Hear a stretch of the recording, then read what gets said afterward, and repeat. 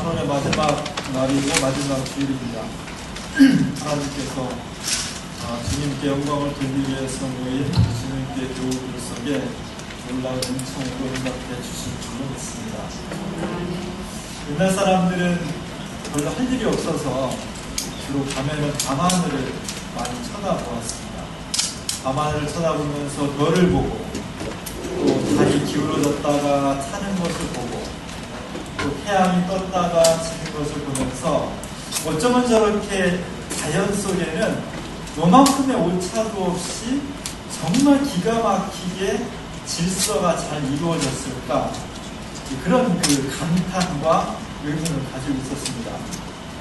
그래서 이 질서 정연한 우주, 질서 정연한 자연, 이런 것을 코스모스 이름을 붙였습니다.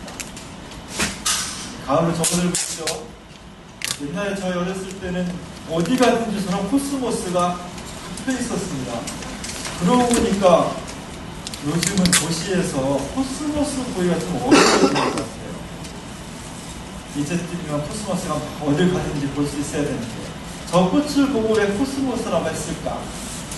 8개의 꽃잎이 거의 대칭적으로 원을 8등분해서 정확하게 균형 잡힌 질서를 가지고 있어서 우주의 질서 정연한 모습과 저 꽃의 모습이 상당히 통한다고 해서 코스모스라고 한 것 같습니다. 우주란 그 속에 뭔가 원리가 있어서, 이성이라는 원리가 있어서 저렇게 한치의 오차도 없이 질서를 가지고 있다. 혼돈스럽지 않은 법칙이 있어서 합리적이다. 그리고 그곳에는 사람들이 알 수 없는 것보다 훨씬 더 큰 논리가 있어서 우리에게 저렇게 좋은 자연을 선물하고 있다. 이런 거대한 어떤 우주적인 질서, 원리를 로고스라고 옛날 그리스 사람들은 표현을 했어요. 그리고 보니까 사람이 살아가는데 가장 이성적이고 논리적이고 법칙적인 것이 무엇이냐? 언어가 그래야 되는 거죠. 주어가 있고 동사가 있고 이게 다 맞아야지, 그래야 아버지가 가방에 들어가는지 아버지가 방에 들어가는지 알 수 있는 거예요. 안 그러면 막 뒤죽박죽 때문에 대화가 안 되는 거예요. 그래서 로고스란 말 속에는 이성, 우주, 합리성, 논리, 합법칙성, 언어, 이런 것들이 표현되어 있는 거죠. 오늘 성경 말씀에 말씀이 육신이 되었다. 이 말씀이란 말을 원어로 보면 로고스가 되는 거예요. 그래서 그리스 사람들은 옛날부터 로고스 그러면 뭔가 이 세상 것과는 다른 차원의 신적인, 거룩하고 완벽하고 순수하고 그런 것을 의미했어요. 처음에 예수 복음이 그리스에 들어갔을 때 예수가 누군지 그리고 잘 모르니까 그리스 사람들은 그분이 로고스로구나 이렇게 이해를 했던 거예요. 나중에 예수님 사실 보니까 그것도 괜찮네. 로고스가 전 우주의 원리요, 법칙성이요, 논리요, 언어요, 참 좋다. 그래서 그대로 수용을 해서 오늘 요한복음에처럼 로고스가 육신이 되었다. 예수님을 로고스라고 표현을 한 겁니다. 우리는 지금 한글 성경을 읽고 있는데 원래 신약 성경은 그리스어로 표기를 했어요. 그때 공용어가 그리스어였기 때문에. 근데 영어에도 똑같은 영어지만 잘하는 사람이 들으면 고급 영어가 있고 좀 하층민들이 쓰는 언어가 있어요. 영어가 있어요. 하층민들이 쓰는 영어를 슬랭어라고 해요. 마찬가지 그리스어에도 굉장히 귀족적이고 외교적이고 문학적이고 지식인들이 쓰는 상류층의 그리스어가 있고 조금 무지하고 가난한 사람들이 쓰는 하류층의 언어가 있어요. 성경은 뭘로 기록되었을까요? 하류층의 언어인 코이네라는 언어로 기록되었어요. 하류층의 그리스어를 코이네라고 하는데 성경이 코이네로 기록이 되었다는 것은 처음 예수의 복음을 받아들인 사람들이 지체 높고 권력 있는 사람들이 아니라 민중들이었다는 것을 표현한 겁니다. 저 코이네라는 언어는 예수님을 증거하는 문자로 채택됨으로써 많이 팔자가 고쳐진 언어예요. 그 당시에는 계급 낮은 사람의 언어였으니까 무시당하고 홀대를 받았는데 예수님은 복음이 코이네로 기록되면서 2000년 동안 이 세상 언어에서 가장 존귀한, 가장 존중받는 언어가 되었습니다. 기독교 복음하고도 똑같아요. 우리가 외모적으로는 별로 잘난 것도 없고 권력도 없고 높지도 않고 별 볼 일 없는 사람들이지만 우리가 하나님 앞에 존귀한 사람이 되는 것은 내 속에 지식이나 권력이나 덕이 있어서가 아니라 바로 예수 그리스도를 내가 모시고 있을 때 그때 우리의 신분과 역사가 달라지는 겁니다. 우리가 교회 올 때는 아무것도 아니었지만 하나님께서는 세상의 그 어떤 사람들보다도 여러분을 가장 존귀한 사람이라고 인정하신다는 겁니다. 왜냐하면 우리들 속에 예수 그리스도를 모시고 있기 때문입니다. 그리고 코이네가 그런 언어였습니다. 그 언어, 그 로고스가 오늘 본문에 보니까 육신이 되었다. 육신이 되었다는, 육신이란 말은 한문으로 표현된 거라 좀 고상하죠. 근데 원래 육신이란 말은 그리스어로 사르크스라고, 사르크스란 말을 그냥 그 느낌 그대로 옮기면 고깃덩어리야, 고깃덩어리. 육신 그러면 그래도 천박하진 않잖아요. 고깃덩어리 그러면 좀 천박해. 자, 보세요. 로고스라는 것은 가장 존귀한 거예요. 가장 거룩하고 온전한 건데 그것이 육신이 되었습니다. 고깃덩어리가 되었습니다. 이것이 오늘 요한복음에서 외치는 가장 중요한 복음의 메시지입니다. 이게 중요한 거예요. 그리스 사회는 딱 이분법적인 사회예요. 아주 고상하고 거룩한 것이 한 세계를 이루고 있고 물질적이고 세속적이고 인간적이고 그런 게 또 한 부류를 이루고 있어요. 이것이 사회 구조로 적용이 되면 지체 높은 사람들의 상류층이 있고 가난하고 힘없는 하류층으로 사회를 딱 이분시키는 거예요. 거기에 이 논리가 이용이 되는 겁니다. 이런 사회 속에 기독교 복음이 들어가면 어떤 현상이 일어나냐? 이 부분이 무너지는 거예요. 가장 거룩한 로고스가 가장 천박한 고깃덩어리가 되었다는 것이 복음이기 때문에 기독교 복음을 믿는 순간 세상에는 구분이 없는 거야. 모두가 평등해. 모두가 똑같아. 이런 생각이 자연스럽게 만들어지면서 기독교 복음이 들어가는 곳마다 사회 구조가 변화되는 겁니다. 이것이 기독교 복음이 가지고 있는 혁명성이에요. 무한말에 우리나라 사회 130년 전에 우리나라 사회는 철저한 가부장제 사회였어요. 여자가 태어나면 아무리 똑똑해도 안 가르쳐요. 아무리 잘나고 멋있어도 그 사람이 출신 성분이 노비면 죽을 때까지 노비고 그 자식도 대대로 노비예요. 아무리 못났어 내가 양반 가문에 태어나면 그 사람 앞뒤 탄탄대로를 열리는 거예요. 여기에 복음이 들어왔을 때 남녀 차별이 없어졌고 양반과 상급의 차별이 없어졌고 사회의 계급이 급격하게 무너지면서 사회 구조가 변화를 일으킨 겁니다. 그래서 우리나라의 복음을 누가 먼저 받아들였냐? 가난한 사람들, 여성들, 노예들, 노비들 이런 사람들이 먼저 복음을 받아들였습니다. 왜냐하면 그냥 이대로 살아간다면 내 인생은 별로 희망이 없는데 예수 복음을 들어보니까 사람은 똑같대. 양반과 쌍놈의 차이가 없대. 남성과 여성은 다 똑같이 하나님의 자녀래. 이것이 얼마나 그 사람들이 큰 복음이겠어요. 이것을 받아들이면서 우리나라 사회가 점점 더 하나님이 원하신 민주주의 사회로 발전하는데 기독교 복음이 큰 역할을 감당했던 겁니다. 다시 말하면 100년 전에 우리나라 사람들은 기독교 복음에 대해서 대단한 희망을 보이고 있었다는, 기대를 가지고 있었다는 거예요. 그래서 웬만한 사람들은 다 교회로 몰려들었습니다. 오늘 한국교회가 위기를 경험하고 있다는 것은 더 이상 한국 사회가 교회에 대해서 그런 희망, 새로운 세계와 새로운 인생을 펼칠 가능성이라는 기대를 옛날처럼 갖고 있지 않다는데 위기가 된 겁니다. 다시 말하면 오늘 우리가 교회를 개혁하고 다시 복음으로 새로워진다는 것은 세상 사람들에게 기독교 복음을 통해서 새로운 기대를 불러일으키는 거예요. 교회 가면 뭔가 달라질 수 있어. 내 인생도, 세상도, 절망도 뭔가 변화되고 새로워질 수 있다는 희망과 기대를 가질 수 있게 하는 것. 그것이 복음의 능력입니다. 오늘 한국교회가 그런 역할을 되찾아야 되겠습니다. 오늘 주민교회가 한국교회가 그런 역할을 다시 되찾을 수 있도록 앞장서는 그런 복음의 사역자들이 되어야 되겠습니다.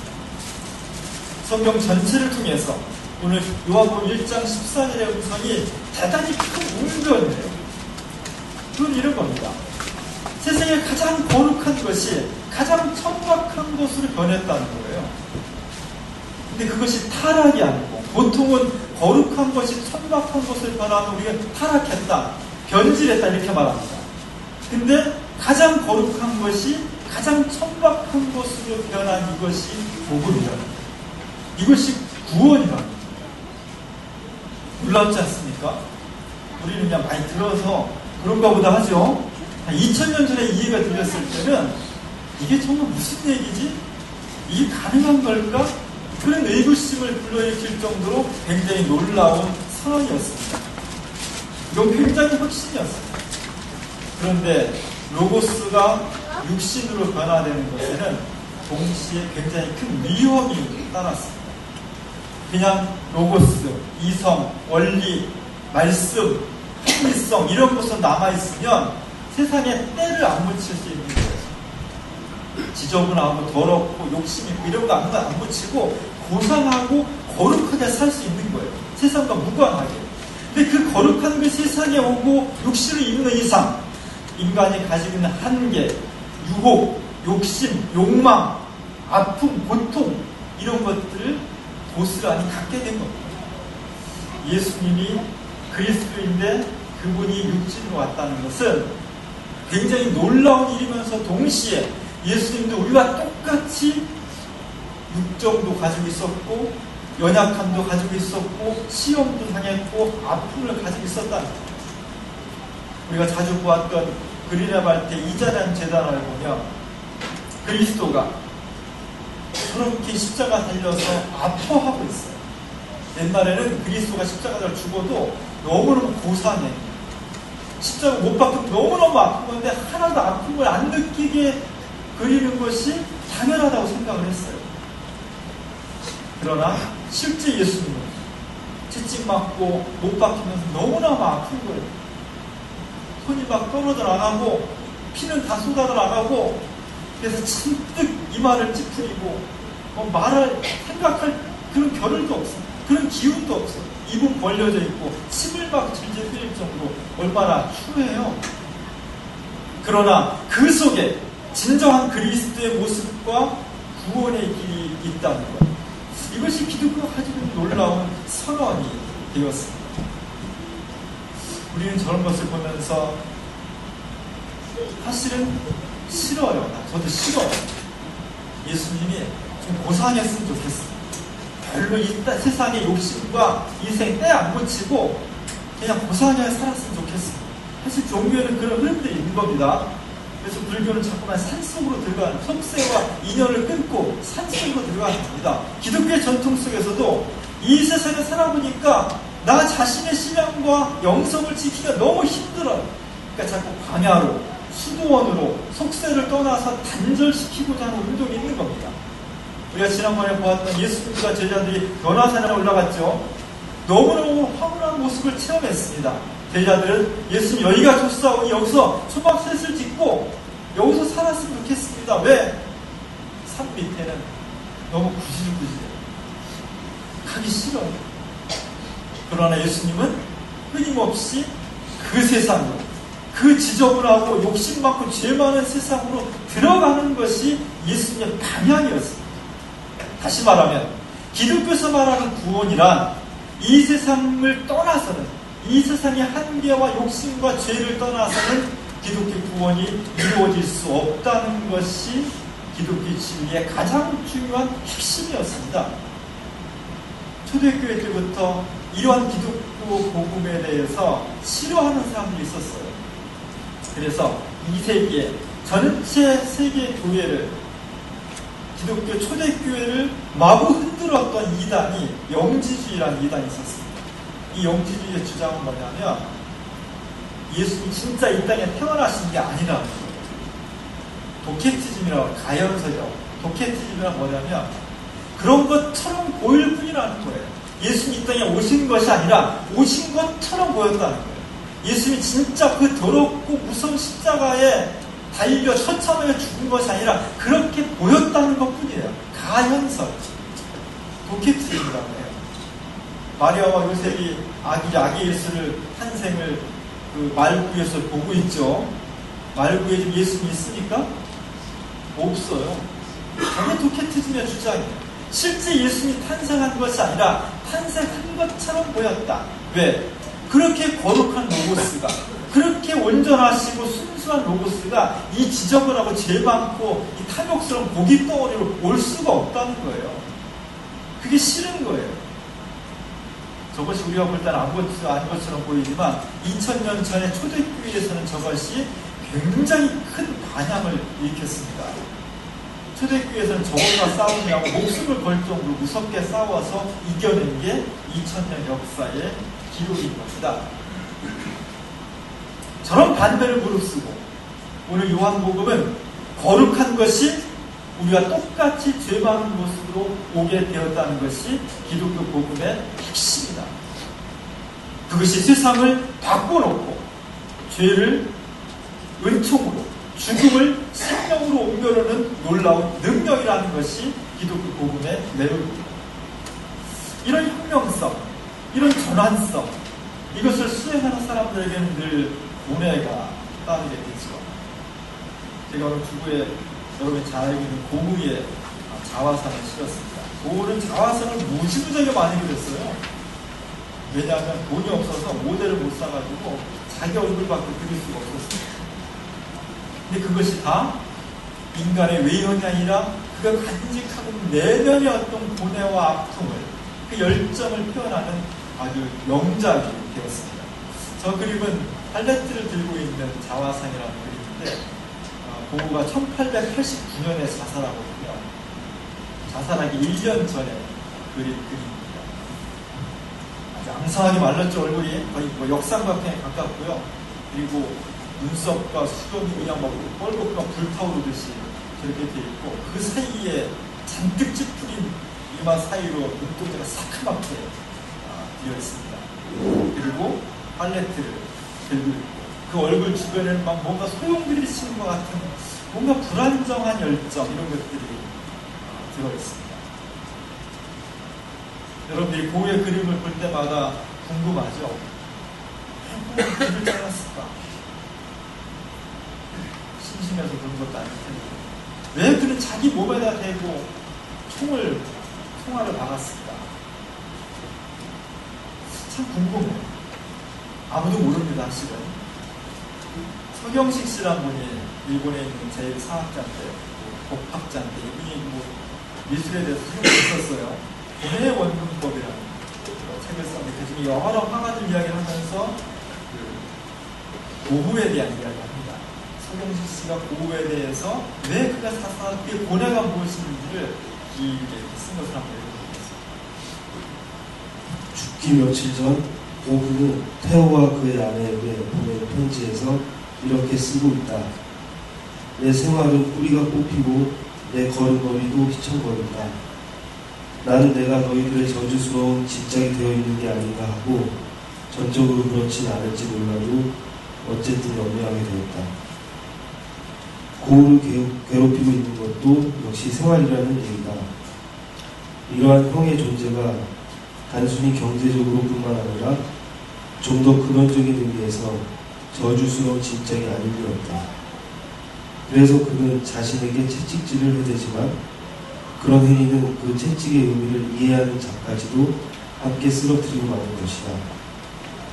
그들은 자기 자신뿐 아니라 타자에 대해서도 창조자, 구도자, 혁명가에게를 끊임없이 요구한다.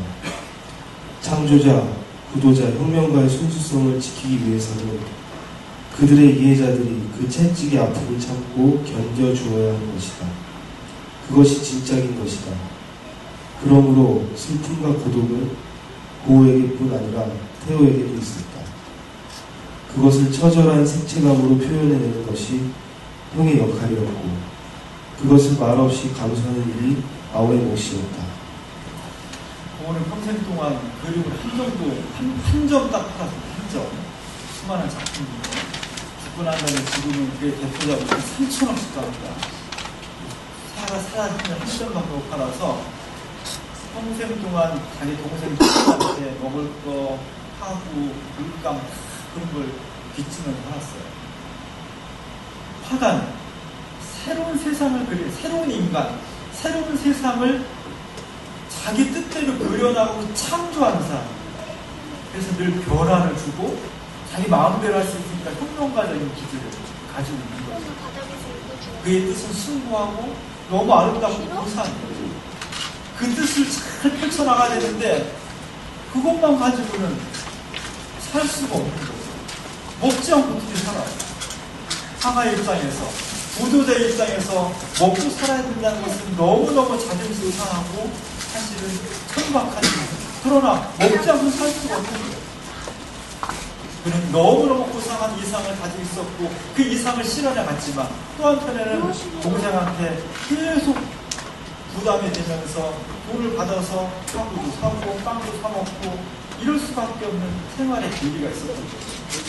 전적으로 그런 것은 아니지만 도가 자살할 수밖에 없었던 중요한 이유 중 하나는 결국은 생활의 문제였다. 이것이 서경식 씨의 이야기였습니다. 우리 모두가 새로운 것을 추구하는 이상, 새로운 진리를 갖고 있는 이상, 우리가 늘 고뇌가 있는 겁니다. 차라리 세상과 섞지 않으면 그냥 교회가 세상에 무관심하고 교회 안으로만 성을 쌓고 있다면 그렇게 어렵지 않을 텐데 이 죄 많고 지저분하고 이런 세상을 같이 끌고 가서 이 세상을 구원하고 하는 순간 우리는 모두 또다시 고뇌를 안게 되는 거죠. 예수님도 고민이 참 많았습니다. 예수님 젊었을 때 3년 동안 공생애를 시작하기까지 나이가 한 노총각 될 때까지 고민했습니다. 목공소에서, 광야에서, 시냇가에서. 그가 사실 로고스로 남아있었다면 그런 고민 안 해도 돼요. 부모님을 어떻게 모셔야 되는지, 동생들 쌍박질하는 거, 목공소 어떻게 먹고 살아야 될지, 몸이 아프고 뭐 이런 거 다 안 해도 돼. 그냥 순수한 로고스로 남아있었다면. 근데 그분이 순수한 로고스가 아니라 말씀에서 육신으로 오셨기 때문에 우리가 당하고 있는 똑같은 고민과 아픔을 견딜 수밖에 없었던 거예요. 근데 고민했던 거예요. 십자가를 져야 된다는 그런 고민 때문에 불안하고 두렵고 무섭고 도망가고 싶고 유혹에 넘어지고 겟세마네 동산에서 예수님이 땀방울이 피가 되도록 그렇게 고민을 했다는 거예요. 이것이 우리의 운명입니다. 이것이 세상을 구원하는 기독교인의 방법이고 기독교의 복음은 구원은 이 길을 택하고서는 불가능하다는 것이 성서의 증언입니다. 우리는 정말 어떻게 이 세상을 구원할 수 있을까? 우리 인생을 살아가고 신앙을 갖고 살아가면서 어떤 때는 그냥 훌쩍 떠나고 싶다 하는 생각이 듭니다. 저는 고향이 경기도 평택인데요. 평택에서 제가 태어났고 평택에서 쭉 자랐어요. 초등학교, 제가 76년도에 초등학교 졸업했는데 제가 그때 졸업할 때 60세였으니까 우리 초등학교가 되게 역사가 깊은 초등학교였습니다. 그래서 중학교를 갔고 평택에는 평택고등학교라는 제 아내가 나온 평택여고와 함께 영문인 학교가 있었습니다. 우리 친구들은 평택고등학교를 많이 갔어요.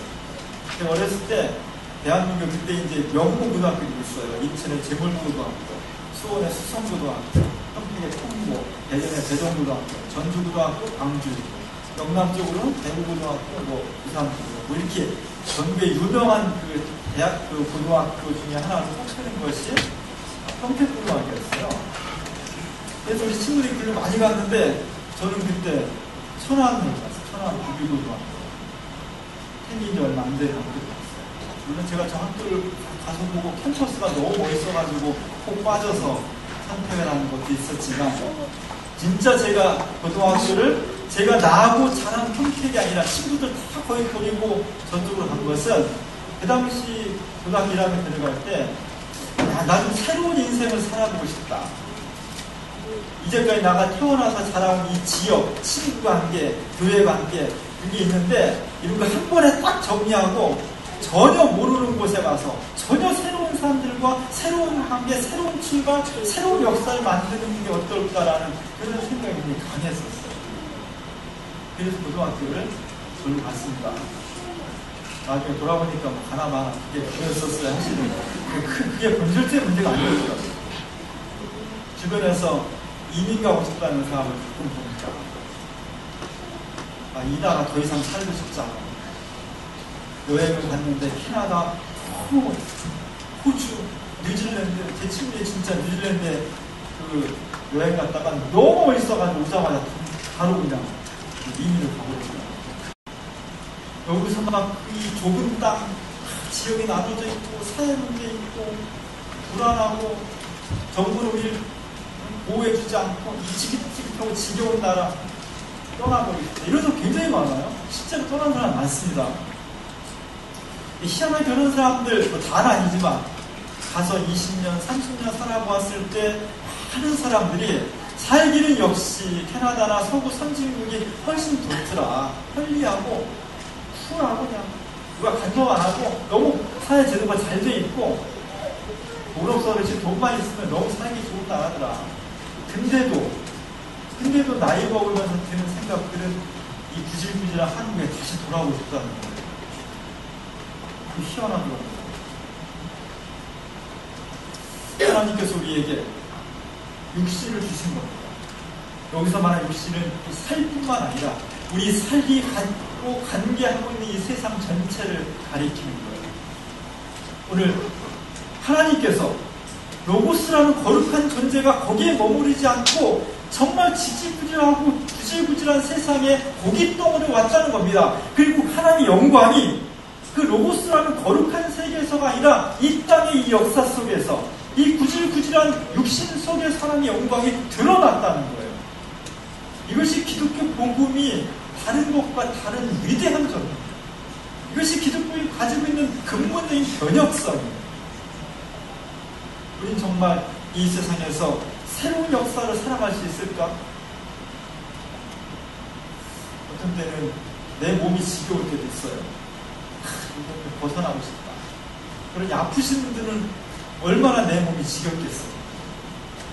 어떤 때는요, 사랑하는 가족들이지만 뭐 부인이나 남편이나 자식이나 징그러울 때가 있어요.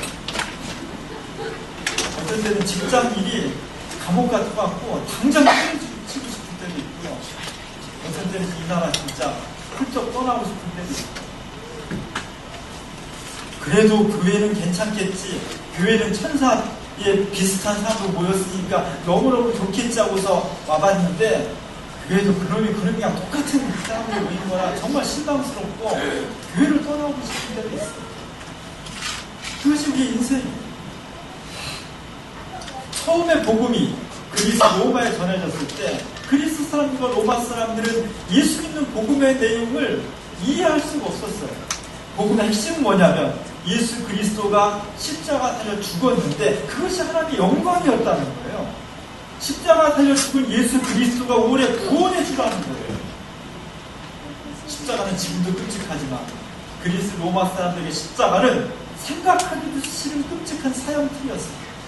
그냥 죽이는 것도 아니고 손과 발에다가 못을 박아서 살이 찢어지고 몸이 뒤틀려서 끔찍하게 죽이는 게 십자가잖아요. 모두가 흡해하고 싶은 저주요, 심판이요, 부끄러움이고 대대로 감옥 망신이고 자신에게는 정말 치욕스러운 그 십자가가 영광이라는 거예요. 그것이 구원이라는 거예요. 그것이 축복이고 은총이라는 겁니다. 이걸 이해하는데 그리스 로마 사람들이 몇백 년이 걸린 겁니다. 마침내 그들이 그것을 이해하게 되었을 때 복음을 받아들이게 된 거죠. 오늘 우리는 어디서 구원을 볼 것인가? 우리는 어디서 구원을 받을 것인가? 때로는 내 몸이나 내 가정이나 이 나라나 이 정부나 이 역사나 교회나 진짜 다 떠나보기 싶은 생각이 몇 번씩 드는 겁니다. 지겨운 거예요. 징그러운 겁니다. 그럼에도 불구하고 하나님께서 우리에게 주신 것은 그렇게 치욕스럽고 불결하고 죄 많고 연약한 우리의 삶과 이 역사와 사회 속에 그 속에 하나님께서 놀라운 구원의 비밀과 하나님의 영광을 담아주셨다는 겁니다. 오늘 요한복음 기자가 목숨 걸고 증언하는 것은 하나님의 영광이 거룩하고 온전한 로고스 속에 담겨져 있는 것이 아니라 그 로고스가 육체 덩어리로 고기 덩어리로 온 그 지저분한 우리의 사회 현실, 우리의 인생 그 가운데 하나님께서 구원의 영광을 담아주셨다는 겁니다. 단 이것을 믿는 자에게, 이것을 믿지 못하는 사람에게는 이 세계, 새로운 세계가 열릴 수 없는 것이고, 이 구원의 비밀을, 예수 그리스도의 비밀을 믿음으로 받아들이는 사람들에게는 비록 우리의 삶이 힘들고 어렵고 너무 눈물 나고 한심스럽고 때로는 당장 떠나고 싶을 정도로 아프지만 그 속에서 하나님의 구원과 은총의 비밀을, 영광을 바라볼 수 있는 놀라운 기적이 일어난다는 겁니다. 이 믿음을 가지시 바랍니다. 오늘 요한복음 기자가 말씀이 육신이 되었는데 바로 그 속에서 하나님의 영광을 보았다는 이 증언이 2000년 전에 요한이라는 한 사람의 삶에서만 일어나는 것이 아니라 오늘 내 삶 속에서, 내 가정에서, 내 일터에서, 우리의 사회와 역사 속에서, 우리의 교회 속에서 끊임없이 되풀이돼서 경험할 수 있고 증언해야 된다는 것. 그것이 우리에게 주신 축복이고 거룩한 사명이 되는 겁니다. 믿음으로 오늘 내 현실 속에서 하나님의 구원의 영광을 보고 체험할 수 있는 우리 모두가 될 수 있기를 주님의 이름으로 축원합니다. 은혜로우신 하나님, 하나님께서 우리를 담아주신 우리 육신의 삶, 때로는 힘들고 너무 억울하고 답답하고 너무 지지부진하고 한심스럽기도 하고 그래서 부정하고 싶은 마음도 많이 듭니다. 하나님, 그러나 바로 그 삶 속에, 그 역사 속에, 그 육신 속에 하나님께서 놀라운 구원의 비밀을, 하나님의 영광을 담아주셨다고 우리에게 증언해 주셔서 너무 고맙습니다. 예수 그리스도의 십자가, 치욕과 죽음의 십자가가 바로 영광과 구원의 십자가라는 것을 많은 사람들이 이해하지 못했지만 믿음을 가지고 그 앞에 서는 사람들에게 새로운 길이 열렸습니다. 주님, 우리에게 믿음을 주시옵소서. 주님이 가셨던 그 길을 바라보며 함께 동참할 수 있는 믿음을 주시옵소서.